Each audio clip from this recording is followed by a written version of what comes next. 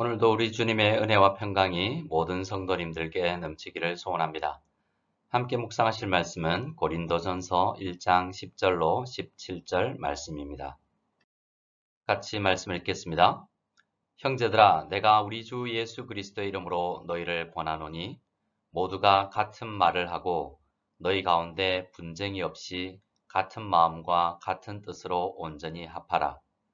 내 형제들아, 글로의 지편으로 너희에 대한 말이 내게 들리니 곧 너희 가운데 분쟁이 있다는 것이라.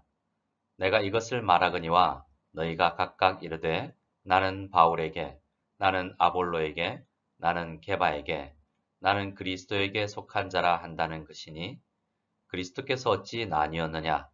바울이 너희를 위하여 십자가에 못 박혔으며 바울의 이름으로 너희가 세례를 받았느냐? 나는 그리스보와 가이오 외에는 너희 중 아무에게도 내가 세례를 베풀지 아니한 것을 감사하노니 이는 아무도 나의 이름으로 세례를 받았다 말하지 못하게 하려 함이라. 내가 또한 스데바나 집 사람에게 세례를 베풀었고 그 외에는 다른 누구에게 세례를 베풀었는지 알지 못하노라. 그리스도께서 나를 보내심은 세례를 베풀게 하려 하심이 아니요 오직 복음을 전하게 하려 하심이로되 말의 지혜로 하지 아니함은 그리스도의 십자가가 헛되지 않게 하려 함이라. 아멘. 성도 여러분, 혹시 중국에 있으시면서 이전에 다녔던 교회에 문제가 생겼다는 소식을 들어본 적이 있으십니까? 저는 안타깝지만 그런 경험이 있습니다. 그냥 잠시 다니기만 한 교회라면 몰라도 내가 그 교회에서 중요한 역할을 했다면, 혹시 개척 당시에 많은 헌신을 했던 그러한 교회라면 그 교회에 생긴 문제가 참으로 안타깝겠지요. 사도 바울은 지금 그와 같은 경험을 하고 있습니다. 사도 바울이 고린도 교회에 편지를 쓰게 된 이유는 이 고린도 교회에 여러 문제가 있다는 소식이 들렸기 때문입니다. 바울 자신이 고린도에서 1년 6개월 동안 그 어떤 교회보다도 애착을 가지고 사역하여 세워진 교회이기 때문에 바울은 고린도 교회의 문제를 들었을 때 마음이 무너지는 아픔으로 여러 날 아파했을 것입니다. 그러나 사도 바울은 문제를 지적하고 구체적으로 다루기 전에 먼저 교회를 세우신 하나님께서 끝까지 고린도 교회를 신실하게 지키시고 원하시는 목표를 이루어 나가실 것이다 라는 확신을 먼저 설명합니다. 우리는 교회의 문제가 해결되려면 많은 에너지가 들고 시간이 걸리겠지만 결국은 해결될 것이라 라는 믿음을 가지고 접근해야 합니다. 사도 바울이 고린도 교회 문제를 접한 경로는 대략 세 가지라고 할 수 있는데요.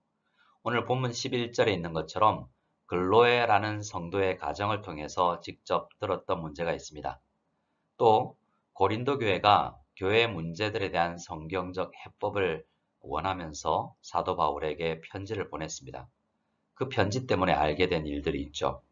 또 다른 경로를 통해서 고린도 교회에 대한 소식이 바울의 귀에까지 들려왔습니다. 사도 바울이 고린도 교회의 첫 번째 문제로 다루는 내용은 교회 내의 분쟁입니다. 여러 문제가 있지만 먼저 분쟁에 관한 이야기를 하고 있는 것입니다. 여기서 분쟁은 분열이라고 번역하는 것이 더 원어에 가까운 번역입니다. 조금 더 강하게 번역해야 된다는 말이죠. 이 말은 찢어지고 쪼개어지고 나누어졌다라는 의미의 단어입니다. 사도 바울이 이 문제를 가장 먼저 다루는 이유는 분열이라는 것이 교회의 가장 중요한 기초를 흔드는 일이기 때문입니다. 모든 교회는 2절에 사도 바울의 인사에서 이야기했던 것처럼 하나님의 교회입니다. 이 진리는 다른 말로 교회는 사람의 것이 아니라는 것이죠. 모든 교회는 하나님의 것입니다. 예수 그리스도의 피 공로로 세워지는 교회이죠. 그런데 지금 고린도 교회는 그리스도의 향기가 잘 나지 않고 온통 사람의 이름만 강조되고 있습니다.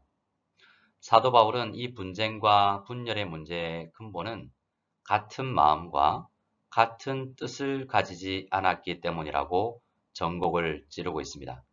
같이 10절 말씀을 읽겠습니다.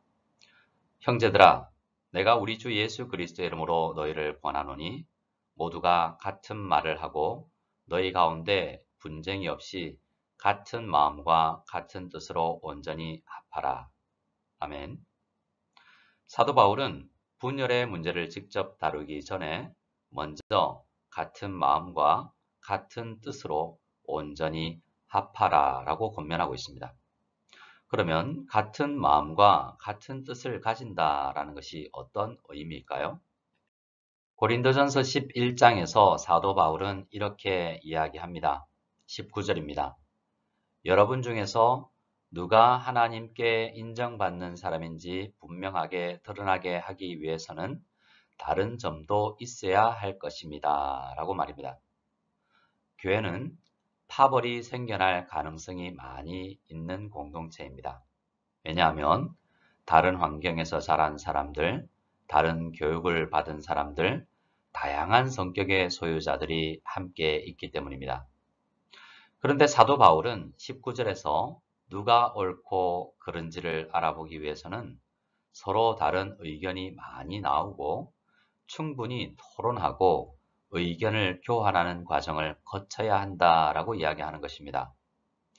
그래서 1장 말씀에 다른 마음과 다른 뜻이라고 할 때 교회 안에서는 모두 한 가지 생각만 가진 사람들이 존재해야 한다라는 의미가 아닙니다. 다양한 은사와 다양한 기질을 가진 사람들이 성경의 가르침을 받을 때, 교회를 운영해 나갈 때 그들에게 있는 다양성으로 의견을 낼 수 있어야 하는 것입니다.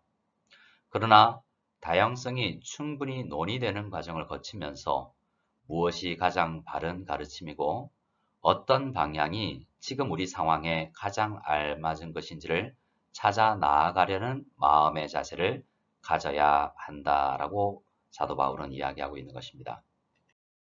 그래서 사도 바울이 같은 마음과 같은 뜻으로 온전히 합하라라고 할 때는 획일적 사고를 가지라는 말이 아니라 내가 부분적으로 알고 있다라는 것을 인정하고 오해를 했을 수도 있기에 충분히 상대방의 설명을 듣고 그들의 관점에서 문제를 바라보려는 자세를 가져야 한다라는 것입니다. 지금 고린도 교회는 그러한 성숙한 자세가 부족한 것입니다. 내 설교 방식과 내 전도 방식이 가장 옳다라고 생각하고 내 뜻을 절대로 굽히지 않으려고 하는 이 자세는 내가 가장 잘 알고 있다라고 생각하는 교만한 자세라고 할 것입니다. 성숙한 성도의 자세가 아니라는 말입니다. 성숙한 성도는 하나님께서 우리에게 골고루 은사를 나누어 주셨고 함께 공동체를 세워 나가길 원하신다라는 주님의 마음, 주님의 뜻으로 하나가 되어야 합니다. 저마다 논리적 사고를 하고 자신의 지식이 가장 옳다라는 판단을 하는 사람은 이러한 연합을 이루어가는 일에 연약함이 있습니다. 그리고 결국에는 분열이 일어나게 되는 것입니다. 같은 성도이고 교회임에도 잘 섞이지 못하게 되는 것입니다. 그러한 성숙한 마음이 없을 때 어떤 결과가 생겨납니까? 어떤 사람은 바울을 가장 훌륭한 말씀 사역자라고 주장하고 어떤 사람은 아볼로가 가장 뛰어난 말씀 사역자라고 말합니다. 혹은 게바, 즉 베드로가 가장 권위 있다라고 생각을 하죠. 이도 저도 다 사람 중심이라고 생각을 한 사람들은 아예 그리스도파다라고 주장을 하기도 했습니다. 나름 정당한 주장을 한다고 생각했습니다만 그러나 사실은 바울과 아볼로, 게바와 그리스도 모두 같은 복음을 전한 분들이죠. 다른 이야기를 한 사람들이 아닌 것입니다. 그럼에도 불구하고 고린도 교회에 큰 분열이 생겨난 이유는 성도들이 복음 전도자들이 전한 복음의 내용에 중심을 두지 않고 그들의 설교 스타일, 티칭 스타일에 집중을 했기 때문입니다.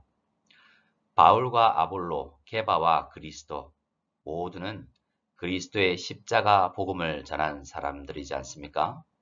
그런데 그들이 왜 나누어졌다고요? 그들이 하나 되지 못하고 나누어진 분열된 이유가 또 하나 있습니다.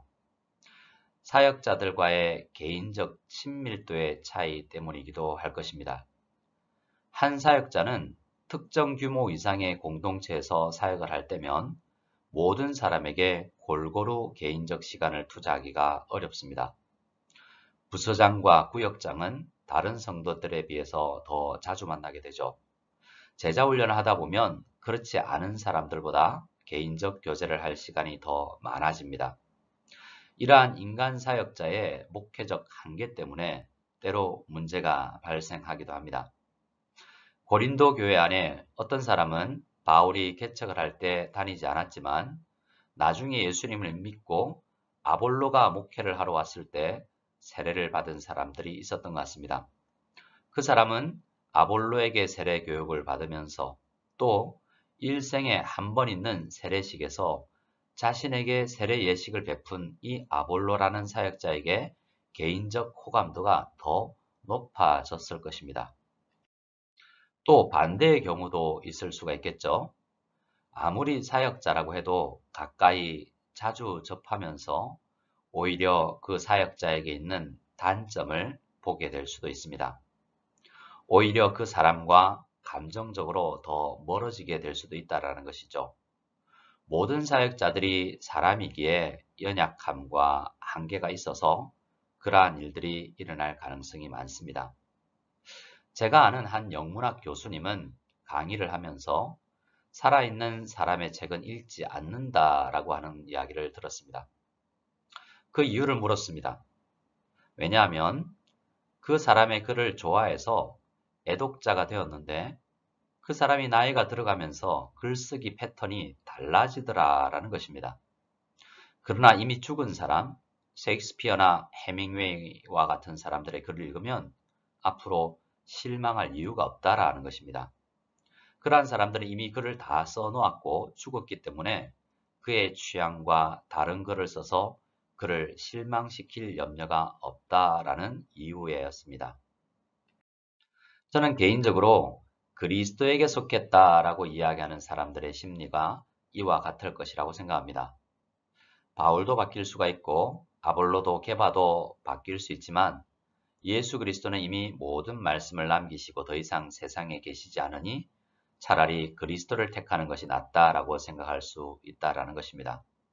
하지만 이러한 방식은 예수 그리스도의 마음을 올바로 깨달은 것이 아닙니다. 우리는 사역자들을 생각할 때 그들의 전하는 방식과 어투, 억양과 티칭 스타일에 영향을 받을 수밖에 없겠죠. 하지만 그들이 전하는 내용에 더욱 집중하는 습관을 길러가야 좋을 것입니다. 그리고 다른 사역자와 설교자 혹은 다른 성도들의 스타일을 보면서 하나님께서 그에게 허락하신 기질에 감사하고 우리 교회에 주신 다양성이라고 생각하고 가르침을 받은 그 말씀의 내용을 서로 나누다 보면 서로가 모두 귀한 사역자다라는 결론에 다다를 수 있을 것입니다. 우리는 얼마나 연약한지 같은 복음을 전하는 사역자들의 스타일에 따라 호불호가 갈리고 나와 자주 만나는 사람에게 더 끌려서 다른 사람을 인정하지 않는 데까지 나갈 수도 있는 연약한 존재라는 것을 인정할 필요가 있습니다. 그런 우리는 서로 충분히 대화하고 의견을 교환해야 합니다.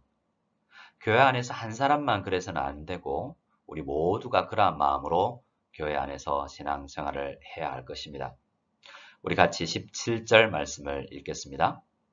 그리스도께서 나를 보내심은 세례를 베풀게 하려 하심이 아니요 오직 복음을 전하게 하려 하심이로되 말의 지혜로 하지 아니함은 그리스도의 십자가가 헛되지 않게 하려 함이라. 아멘. 사도 바울은 말합니다. 세례는 너무나 귀한 예식이지만 예수 그리스도와 우리가 연합되었음을 온 회중 앞에서 선포하는 귀중한 예식이지만 그 예식을 행한 사역자의 마음과 그 예식이 의미하는 바는 나누어지는 것이 아니라라고 이야기합니다. 누구에게서 세례를 받았든지 우리 모두는 그 세례가 의미하는 바가 예수의 한 가족이 되었다라는 것이 세례의 참된 의미임을 우리는 알아야 되고 바울은 그것을 전하고 있습니다. 우리는 바울이 전하고 아볼로가 전하고 게바가 전한 복음의 내용에 집중해야 합니다. 복음의 내용에 집중하게 되면 우리 모두는 복음 안에서 한 마음이 한 뜻이 될 수 있을 것입니다. 십자가의 은혜 아래서 한 마음이 하나가 될 수 있다라는 말입니다. 지금 잠시 마음을 생각해 보시기 바랍니다. 나의 마음 가운데 분열의 조짐이 보인다면 우리는 십자가를 더 묵상해야 될 때입니다. 우리 자신의 마음이 예수 그리스도의 복음의 진리를 충분히 묵상하고 그분이 원하시는 태도와 말과 삶이 어떠한지를 알아내려고 애써야 할 것입니다. 혹시 이미 분열이 상당히 진행된 사람이 있다면 우리를 구원하시고 우리를 사랑하시는 예수님의 신실한 도움과 기도로 고쳐 나아갈 수 있다라고 믿으시고 하나됨을 선택하시는 우리 모든 성도님들이 되기를 간절히 바랍니다.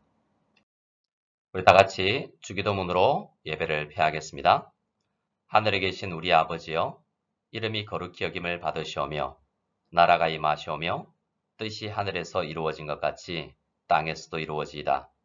오늘 우리에게 일용할 양식을 주시옵고 우리가 우리에게 죄 지은 자를 사하여 준 것 같이 우리 죄를 사하여 주시옵고 우리를 시험에 들게 하지 마시옵고 다만 악에서 구하시옵소서. 나라와 권세와 영광이 아버지께 영원히 싸움나이다. 아멘.